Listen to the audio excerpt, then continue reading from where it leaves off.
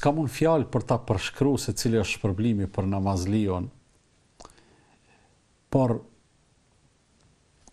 tash shumë vonë e kam lexuar një ditë dikun, shumë gjë e thjesht, nuk është ndoshta ndonjë farë diturie, mirë po një gjë ngacmuese edhe goditse, thotë një prej dialogjeve të shkurta, shumë të shkurta të ditës së gjykimit, është ajo që e ka përshkruar Allahu i Madhëruar në Kur'an, ku Allahu thotë ma selekekum fi saqar qalu lam nakum minal musallin. Një pyetje dhe një përgjigje.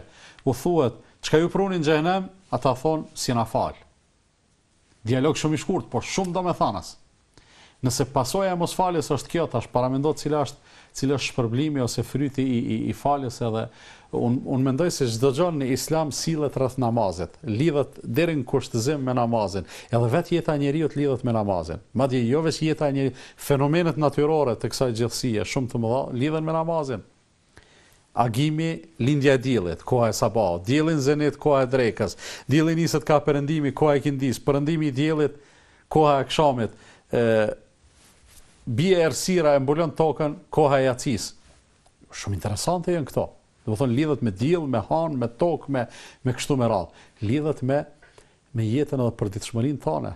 Do të thonë mënyra ose si më thon njësia më interesante e organizimit të kohës njeriu është dita dhe nata. Ajo që ne e quajmë 24 orësh. Megjithatë, në 24 orëshin fare pak jemi preciz në orë të caktuara, sa jemi preciz.